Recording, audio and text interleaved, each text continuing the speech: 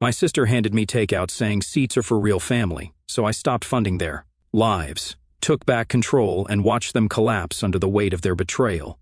My name's Jordan. I'm 35. I used to think that if you did enough for your family, paid the bills, showed up to events, smiled through the insults, they'd eventually see your worth. Turns out all it gets you is a folding chair in the hallway and a lukewarm box of pasta while everyone else clinks champagne glasses. It was a Friday evening when it all went down, the kind of night where the air smells like rain but nothing actually falls. My sister Lisa had sent out a family-wide invite a week earlier, a dinner to celebrate Michael's promotion, complete with emojis of confetti and champagne. Michael, her golden child, my nephew, who once got suspended for sneaking vodka into biology class, but somehow still walks on water in Lisa's eyes. He'd landed a job at some startup, nothing groundbreaking, but Lisa acted like he discovered gravity. I wasn't going to go at first.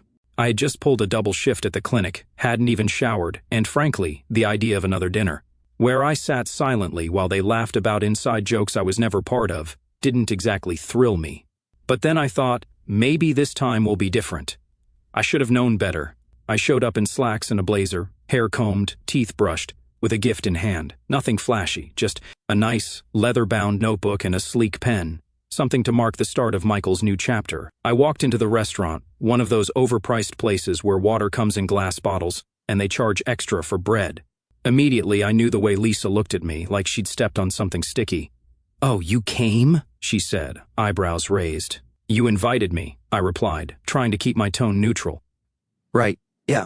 I just wasn't sure you'd actually... She waved her hand like she was swatting away a fly. We're all set up inside. I followed her through the dining room, passing round tables decked with candles and white linen. We stopped in front of a long table already full. My parents, cousins, aunts, uncles all crammed in, laughing and sipping. There was one empty seat at the end. My stomach unclenched for a second. Then Lisa turned and said, "Oh, that's for Grandpa. He's just in the restroom." She handed me a brown paper bag with grease spots already blooming through the sides. "We didn't think you'd want to stay the whole time, so I asked them to box up something early." "Pasta primavera, vegetarian, right?" I just stared at her. She actually had the nerve to hand me takeout in front of everyone. "I figured you'd be more comfortable in the hall," she added, pointing toward the side corridor that led to the restrooms and staff area. "You hate crowds." That part was true. I do hate crowds, especially when they're full of people who only remember you exist when they need something fixed or funded. I didn't say a word, just took the box, nodded like a fool, and backed away while the laughter picked up again. I found a bench outside the hallway bathrooms, tucked behind a fake potted plant and a fire extinguisher. It smelled faintly of bleach and something burnt. I peeled back the lid. The pasta was already cold.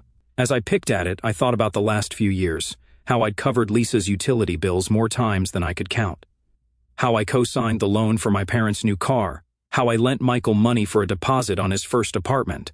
No one had paid me back, and I never asked. I always figured it's family, they'd do the same for me. But deep down, I knew that wasn't true. They wouldn't. Half an hour passed. I checked my phone, no texts, no missed calls. No one asked if I was okay. The restaurant staff walked by a few times, giving me sympathetic looks. One even asked if I was lost. I almost laughed. Then around the hour mark, I heard the clinking of glasses, the toast. Lisa's voice rang out like nails on a chalkboard. "To Michael, our star. You make this family proud." There was cheering, applause, someone banged on the table. I closed my container and tossed it in the trash next to the bathroom. My appetite was gone. I was just about to leave when a waiter approached me, a sleek-looking guy with slicked back hair and a silver pin tucked behind his ear. He smiled politely, then glanced at his little notepad. "Excuse me, sir, are you Jordan?" I blinked. "Yeah, there's a discrepancy on the check. The bill's already split, but your portion is the remaining balance, $2,900. I almost laughed. "You got the wrong guy." He tilted his head, a little confused. "This is the name I was given. Lisa said you'd take care of it." I stared at him for a long moment. His smile faltered. He looked nervous now, probably wondering if I was about to blow up. But I didn't yell. I didn't cause a scene. I just stood up slowly, dusted the crumbs from my lap, and gave him the calmest smile I could muster. "I don't pay for strangers," I said. "You should ask the people at the table." Then I walked past him to the dining room, straight toward the door. That's when I heard it. Lisa's sharp voice rising over the low music and murmurs of conversation. "Wait, What do you mean he said no? He's family. He always pays. I kept walking. The last thing I saw before I pushed open the door was Michael looking up from his phone, puzzled. Then Lisa scrambling to get out of her seat, panic starting to creep across her face. I didn't look back. The moment I stepped out into the night air, something in me cracked loose, quietly, without fanfare, like a button snapping off an old coat you've worn too long. I didn't drive home right away. I sat in my car with the engine off, fingers resting on the steering wheel, staring out at nothing while my mind replayed every quiet insult I'd ever swallowed at that table, every time they made a joke at my expense, and called it love, every time Lisa said I was too sensitive, every birthday they skipped, every dinner they made me pay for under the assumption that I owed it to them for being the one who made it out. I scrolled through my phone, no texts, no apologies. Just the quiet confirmation of everything I already knew. I wasn't family, not in the way they defined it. I was the ATM with a pulse, the spare chair, the emergency contact they only remembered when rent was due. I went home, opened my laptop, and got to work. You see, what Lisa and the rest of them didn't know was just how much I'd been managing behind the scenes. Over the years, I'd gotten tired of them defaulting on everything, so I put my name on more than just their bills. Lisa's mortgage was in my name, Michael's car, mine, even my parents' property. Taxes were set to autopay under an account they didn't have access to. I didn't do it out of control. I did it because I thought I was protecting them. Because I believed that one day they'd appreciate it, that they'd look at me and say, "Thank you, Jordan. We see you. We're sorry." But they didn't. And that night, after being fed cold pasta and insulted with a bill the size of a mortgage payment, I realized I'd been playing landlord to a circus of entitlement. So, I stopped, quietly, methodically, without a single warning. First, I logged into Lisa's mortgage portal and canceled the autopay. I let the next due date sit there, untouched, with a red alert that would hit in about 12 days.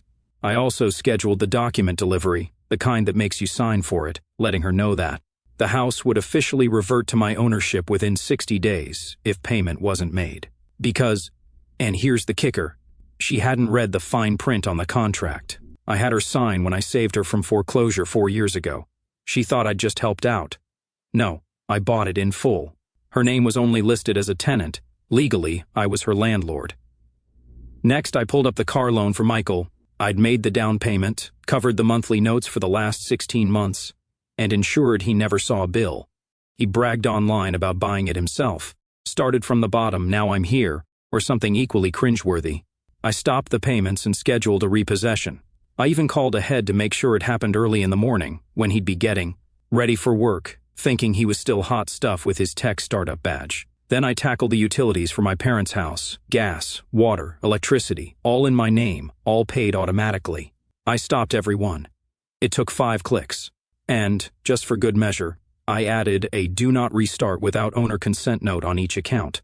They'd have to call me to get them turned back on, which, of course, I wasn't. At going to do by the time I finished, it was nearly 3 in the morning. My phone buzzed for the first time. Lisa texted, "Where did you go? The waiter said you left without paying. I had to put it on my card. You could have warned me." I didn't reply. 10 minutes later, she texted again. "This isn't funny. You know how tight things are right now. Mom said you'd cover it." Still, I said nothing. Then came Michael. "Hey man, can you spot me till Friday?" The card declined at the gas station. Weird. Then my mother. "Why are the lights off? Did you forget to pay again? Can you call the company? Your father is getting upset." By morning, I had 27 missed calls. By noon, 42. I silenced my phone, put on some music, and took the day off work. I even went for a walk. For the first time in years, I felt light. It took less than 2 days for the fallout to start. First, Lisa called during dinner hours, the time she knew I'd be free. When I didn't pick up, she left a voicemail, her voice tight, trying to sound calm, but there was a quiver in it. "Hey Jordan, so I got a letter from the mortgage office, something about a notice of default. I'm sure it's just a mix-up, but can you call me, soon?" I saved the voicemail and didn't respond. That weekend, Michael's Instagram story featured a cryptic photo of his driveway, empty, with the caption, "People be fake AF." He posted a poll, "Everyone close?" with 2 options, yep and always. I tapped yep. By Monday, my mother called my work. A receptionist passed me the phone and whispered, "It's your mom. She sounds desperate." I took the call in the break room. "Jordan," she said immediately, "did something happen? We haven't heard from you." "I noticed," I said, stirring my coffee. The utilities. Your father nearly fell down the stairs trying to find a flashlight. I'm sure Michael's promotion can pay for batteries, I said, sipping slowly. There was a long silence. Then, that's not fair. No, I said. What's not fair is spending years supporting people who treat me like a backup plan until they need a credit card. She sighed. Honey, it was just a dinner. Exactly, I said. A dinner that proved everything I've always suspected. Another silence. Then she said the one thing I'd waited a lifetime to hear. Not an apology, not regret, just we need to talk. But I wasn't ready, not yet. Because something told me the best part of this story hadn't even started. I didn't block their numbers, at least not right away. No, I wanted to hear the voicemails pile up, to let the desperation stew. It was oddly satisfying hearing Lisa's tone evolve from annoyed to confused to that cracking edge of panic she usually reserved for when the nail salon double-booked her. She tried every flavor of manipulation, guilt, flattery, even pretending it was all a misunderstanding. One voicemail, hey, can you just call me back? I think we got our wires crossed. I didn't mean to exclude you. You get so uncomfortable in big groups. I was trying to help. The next day, Jordan, this is serious. The mortgage company said they're sending someone to evaluate the property. Are you really doing this to your own sister? Then came the text messages. My favorite was a screenshot of her bank account with a negative $1,843 balance and a caption that read, Happy now? As if her financial ruin was supposed to make me feel guilty, like I hadn't been plugging that sinking ship for years. Michael wasn't much better. He sent one long, breathless message that read like a stream of consciousness meltdown. Dude, my car is gone. Like gone. Some guy just rolled up with a flatbed at 6:30 in the morning and took it. I called the cops, and they told me it was a repo. What is wrong with you, man? You said you had it covered. You always pay. Why are you doing this now? I didn't answer. Instead, I went to the gym, had a smoothie, and took myself out for sushi. You'd be amazed how quiet life gets when you finally stop fixing things for people who never said thank you, and how loud they get when the silence drags on. The next real blow came Wednesday. My parents showed up at my place. I live in a quiet townhouse on the edge of the city. Nothing fancy, but it's mine, paid for, clean, no one else's name on the deed. I was folding laundry when I saw them through the peephole. Dad, in his usual windbreaker, arms crossed like he was staging a protest, and Mom with that pinched look she wears when she's rehearsing something manipulative. I didn't open the door. Instead, I turned the volume up on my TV and sat on the couch. They knocked 4 times. On the 5th, Dad muttered something I couldn't hear. Then I saw Mom take out her phone and start typing. A few seconds later, my phone buzzed on the coffee table. Mom texted, We're outside, can we talk? Then another, Jordan, this isn't how families work, and finally you're acting like a stranger. Stranger? That word sat heavy in my chest for a moment. I stared at it, then looked out the peephole again. They were still there, shivering a little in the wind, as if showing up in person was enough to erase everything. I texted back. Strangers don't pay your mortgage or cover your bills, or sit in hallways with takeout while you toast someone else. You made it clear I wasn't family, so now I'm just playing my part. They left 5 minutes later. I didn't feel good, not exactly. I wasn't celebrating, but I felt something else, something steadier than guilt. Clarity. For the first time, I knew exactly where I stood. And it wasn't in the hallway anymore. The next 2 days were quiet. Too quiet. Then Saturday night, the group chat lit up. The one we hadn't used in months. The one titled Family Things that Lisa had made after some weekend spa trip years ago. Normally it was dead, but suddenly, message after message started flooding in. Lisa texted, Does anyone know if Jordan's even planning to show up Sunday? Uncle Ray texted, Show up where? Lisa texted, Dad's birthday, at the house, 3 in the afternoon. Cousin Tara texted, I thought he wasn't invited. Lisa texted, That's not the point. It's still Dad's birthday. He needs to be there. Michael texted, He's ghosting me too. My lease is up next month, and I need help figuring it out. He won't respond. Then Lisa tagged me directly and texted, Can you please stop being petty? You made your point. Let's just put this behind us for Dad. I didn't reply. An hour later, my voicemail dinged. Another one from Dad, this one different. Jordan, he said in a low, tired voice, I know you're mad. I don't blame you. I wasn't proud of what happened at the restaurant. I should have said something, should have told them to stop, but I didn't. I sat there, like always. That's on me. But you not showing up Sunday, that's on you now. So just think about it. That's all I ask. I replayed it twice, then once more just to catch the tremor in his voice. Guilt has a funny way of dressing itself up in honesty. I sat with it. I considered showing up. Then Sunday came, and so did something else. That morning, while I was still in bed, I got a delivery, a large white envelope with my name in bold print, no return address. Inside were two things: a handwritten letter and a copy of a legal document. The letter was from Lisa, scribbled in rushed cursive, as if she'd written it through clenched teeth. It started like an apology, but halfway through, the tone shifted. "I was just trying to make the night about Michael," she wrote. "It wasn't personal, but your little stunt has put me in a terrible position. The bank is hounding me, the mortgage is defaulting, and now Mom and Dad are mad at me. You need to fix this, please." Then the kicker: Uncle Dean said we might have grounds to fight it. He's got a lawyer friend who looked over the paperwork and thinks there's a loophole. If we challenge the ownership transfer. I stopped reading. I picked up the legal document. Sure enough, it was a notice of intent. She was trying to dispute the mortgage agreement, to claim she'd been misled. She brought in a lawyer. She was going to fight me. After everything I'd done, after the bills, the CO signing, the years of silent sacrifices, she was trying to take the house back. That's when I realized something. They never wanted me to be family, not really. They just wanted access. And now, they were about to learn what it meant to lose it. I didn't react immediately. I didn't call Lisa. I didn't storm over or write some scathing text that she could screenshot and twist into proof of victimhood. I just sat there at my kitchen table, the letter and the legal notice spread. Out in front of me, steam rising from the coffee I'd forgotten I poured. She really did it. After everything, this was her move. It wasn't enough to humiliate me, take my money, and hand me a takeout box while they toasted the real success story. Now, when I finally said no, they thought they could force me back into their world through legal pressure.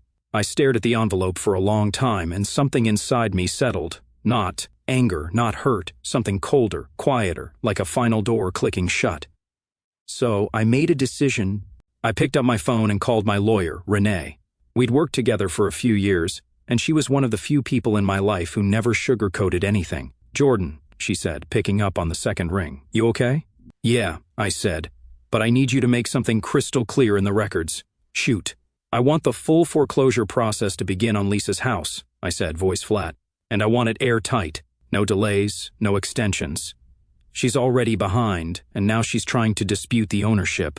Let's get this moving before she pulls something else." There was a pause, then a sharp exhale. "She really went there."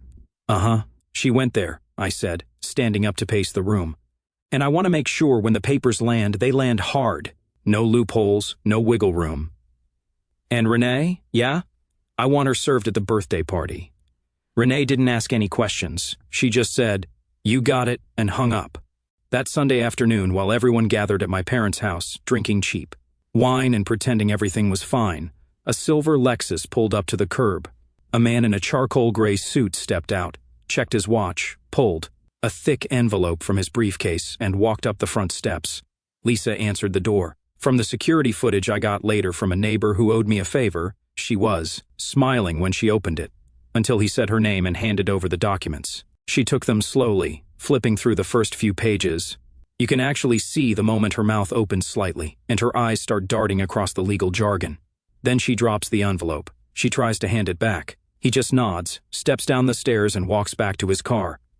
Game over. That night, my phone blew up again. Missed calls, voicemails, angry texts. First from Lisa, "You vindictive little... How dare you do this on Dad's birthday? This is low, even for you." Then Michael, "Bro, you're really going to throw your own family out on the street over a dinner?" Then Mom, "You're destroying this family. Please talk to me. You're better than this."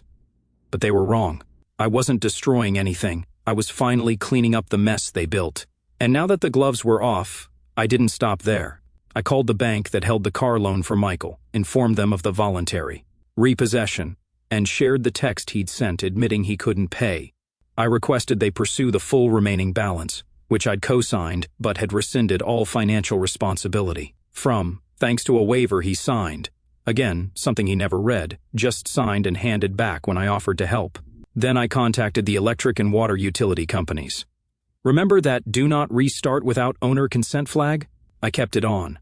My parents called me directly the next day. "Jordan," Dad said, his voice unusually soft, "can we talk in person?" "No," I said. "Please, you're still our son." "No," I repeated. "I was your son." Then you laughed while I sat in a hallway with cold pasta like a servant. You toasted the nephew I helped put through school. And when the bill came, you sent the waiter to me like I was the hired help. I didn't know, he said. You didn't care, I replied. But now I do, and I'm done. A week passed. Lisa begged for a meeting. She even tried coming to my work. I had security escort her out. She finally left one voicemail that struck a nerve, but not in the way she hoped.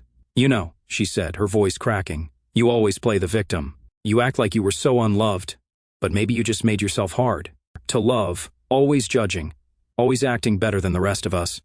Maybe that's why no one wanted to sit next to you. I played that voicemail twice.